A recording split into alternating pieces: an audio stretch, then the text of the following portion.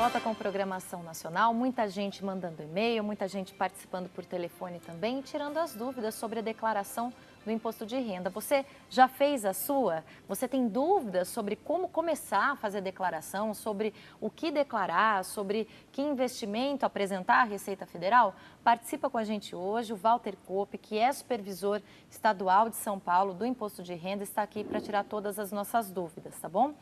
Tem sorteio no final do programa para você que está participando. Como são muitas participações, a gente tem um CD e tem um DVD da banda Anjos de Resgate. Então vão ser 2 prêmios diferentes, tá bom? 2 presentes para 2 participantes diferentes. Walter, quem está no exterior também tem que se preocupar com a declaração. Como é que faz lá? Também pela internet ou existe um caminho diferente? Aqui tem uma colocação muito importante. O contribuinte que vai para o exterior com ânimo definitivo, ou seja, ele vai para trabalhar no exterior, por exemplo, sai daqui com um contrato de trabalho, ele deve, na saída, preencher um documento online chamado Comunicação de Saída Definitiva do País, certo, cuja finalidade é informar a eventuais fontes pagadoras de rendimentos para ele aqui, por exemplo, aluguel, aplicações financeiras, que ele não é mais residente, porque o tratamento é diferente. Ele vai, em 30/4 do ano seguinte ao da saída, entregar a declaração de saída definitiva do país. E se ele já está no exterior, ele vai entregar pela internet, que a internet é uma rede mundial.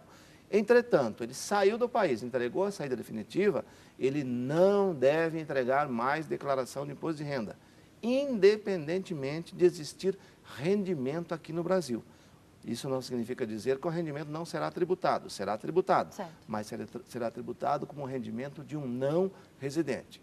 Então, para fixar, residente no exterior não entrega a declaração de imposto de renda.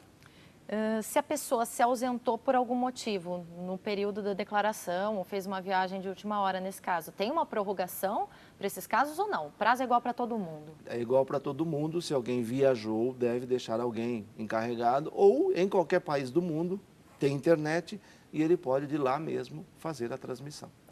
Quando a gente fala de imposto de renda, da declaração, muita gente liga esse assunto também aos dados que a gente fornece para a nota fiscal paulista, no caso.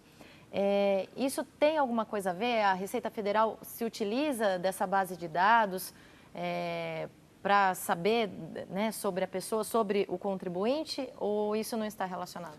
Não, eu já enfrentei essa observação, eu em fila de caixa pedindo a nota fiscal paulista e ouvindo a pessoa do lado falar, aí a Receita me pega. Só que essa mesma pessoa que achava que a Receita ia pegar a nota fiscal paulista dela, ela pagou com cartão de crédito. E a Receita recebe a informação do cartão de crédito. Então, a nota fiscal paulista não é utilizada como fonte. Por quê? Porque a movimentação financeira é comunicada à Receita através da DIMOF, que é uma declaração para isso. A DECRED, ela informa a movimentação de cartão de crédito. Então, se existe um rendimento e a pessoa está utilizando isso para adquirir algum bem ou produto, que se beneficie do crédito do ICMS propiciado pela nota fiscal paulista, porque esconder da Receita não pedindo, a nota fiscal paulista ela não consegue. A Receita tem outras formas que vêm muito antes da nota fiscal paulista para saber desses casos. Como o cartão, por exemplo. Como o cartão de crédito. Ainda falando de nota fiscal paulista, a Valderez de Indaiatuba, obrigada pela participação, quer saber se é obrigada a declarar no imposto de renda.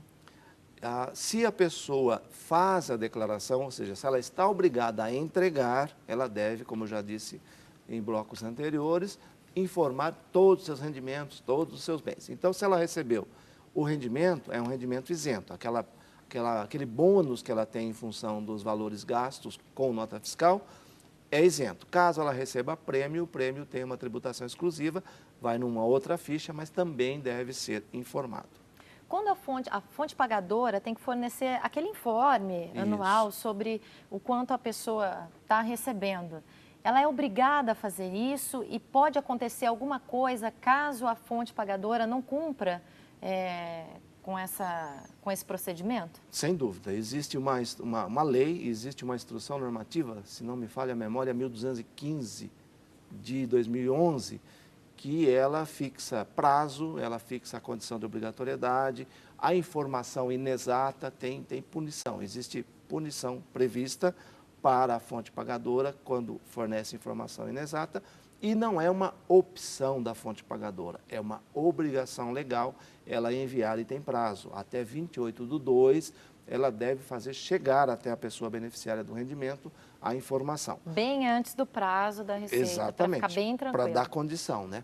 E desde dezembro do ano passado, passou-se a permitir que as fontes pagadoras mandem para o seu colaborador essa informação através de arquivo eletrônico. Tem uma instrução normativa 1416 de dezembro de 2013 que permitiu essa facilidade. Eu não preciso mandar em papel. Eu mando o arquivo eletrônico, mando no e-mail, disponibilizo lá na página da empresa, o contribuinte baixa e carrega no programa sem precisar digitar nada.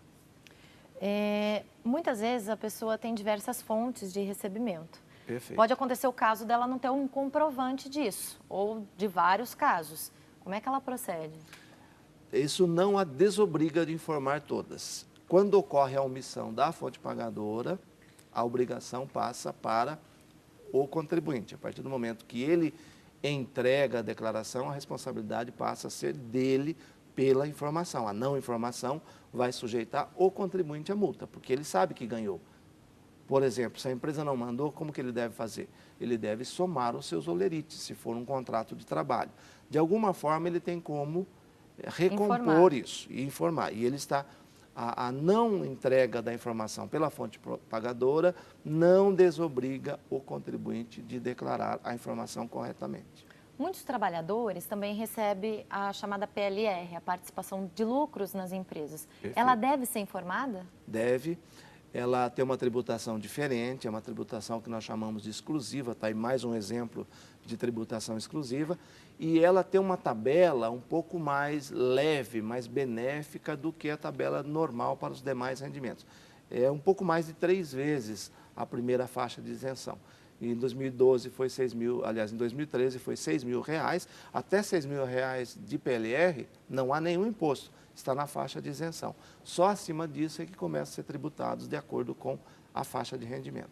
Não é tributado até 6 mil, mas deve informar. É importante lembrar sempre disso. Isso é importante, é um conceito técnico, mas não é tributado porque está na faixa de isenção, não porque o rendimento é isento, é diferente. Certo.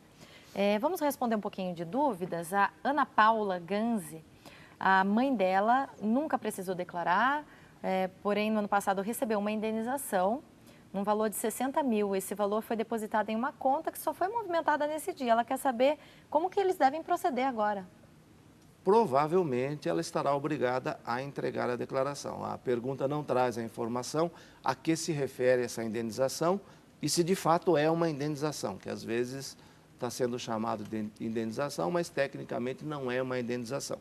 Porque a indenização, ou seja, a reposição de algo que eu perdi, é considerado um rendimento isento. E conforme eu disse anteriormente, rendimentos isentos acima de 40 mil obriga. Como o valor da pergunta é 60, se esse rendimento for isento, está obrigado. Se não for isento, mais ainda estará obrigado, porque é a partir de 25.661 para o caso de rendimento tributável. Ações devem ser declaradas? Ações devem ser declaradas, lotes a partir de R$1.000 no valor de aquisição. E lembrando, não apenas ações, mas todos os bens e direitos são declarados por valor de aquisição. Comprei uma determinada ação que me custou R$100 cada uma. Ela está valendo 50 esse ano. Eu não vou alterar lá na minha declaração para 50. Eu mantenho o valor histórico pelo qual eu adquiri. A gente falou de reforma das casas que, de repente, acontecem e a gente deve informar isso. Quem está construindo a casa do zero também é a mesma situação que a gente citou? É a mesma situação. Ela deve agregar à sua declaração de bens os valores gastos em cada ano. Conforme ela vai gastando, ela vai agregando. E é importante que ela faça isso. Por quê? O que o imposto de renda busca? Se eu tenho um novo bem, ou se eu agrego valor a um bem, eu preciso de ter rendimento. Por isso que eu tenho que pôr conforme eu vou fazendo, porque aí eu tenho a renda. Se eu deixar tudo para quando eu concluir a obra, eu não terei caixa naquele ano e a Receita, quando vê isso, ela vai presumir que você omitiu parte do rendimento. Tem uma dúvida aqui do Claudinei, obrigada pela participação. Ele diz que tem um amigo que está afastado pelo INSS já há mais de 3 anos e recebe o teto do INSS por motivos de saúde. A esposa dele também recebe um salário mínimo e ele quer saber se ele deve declarar o imposto por estar afastado por motivo de doença. Aqui, antes de responder em relação ao rendimento, é importante lembrar que na legislação brasileira não existe nenhuma condição que desobriga o contribuinte da entrega da declaração. Ou seja, o fato de estar doente, de estar com uma moléstia grave, isso não é motivo para desobrigar da entrega. Ele precisa analisar o valor desse rendimento. Deve ser um auxílio-doença, deve ser um valor pago pela Previdência Oficial e, portanto, é isento. Se o somatório que ele ganhou no ano, se ele está falando do teto, provavelmente passou de 40 mil no ano. Se passou de 40 mil, ele está obrigado a declarar, porque rendimento isento acima de 40 mil o obriga. A Carolina de Souza participando com a gente. Obrigada, Carolina. Ela quer saber o que pode ser abatido no imposto de renda. Nós temos diversas deduções legais permitidas, entre elas dependente, se eu tenho um dependente legal, filho, por exemplo, é um dependente legal, e nesse caso é importante lembrar que se você coloca o dependente, você faz jus à dedução pela dependência, à dedução de eventual despesa havida com ele em relação à instrução, despesa médica, plano de saúde, etc. Mas se esse contribuinte, aliás, se esse dependente possuir qualquer rendimento, eu também devo incluir o rendimento dele na sua declaração. Então, já falei da despesa de instrução, dependente, pensão alimentícia, são as principais deduções hoje existentes. E temos também para aqueles que fazem um plano de previdência privada, dependendo do tipo de previdência, também é dedutível do imposto de renda. Rapidamente, antes da gente ir para o intervalo, quem pode ser considerado dependente? Filhos podem ser considerados dependentes, menor pobre que seja educado pela pessoa com a devida documentação judicial, né, detenção da guarda, pais, avós e bisavós, e nesse caso é importante lembrar que é o único caso de dependência que então, há um limite de rendimento. Para os demais dependentes, não há limite de rendimento. Pais, avós e bisavós, há limite de rendimento. Se o rendimento passar de 20 mil e alguma coisa, não pode ser, independente do tipo de rendimento. Olha, a gente vai então para o intervalo e volta no último bloco do Ação Nacional. Você que não participou, aproveita, porque tem sorteio no final do programa, 2 prêmios para você que está participando. A gente volta daqui a pouquinho.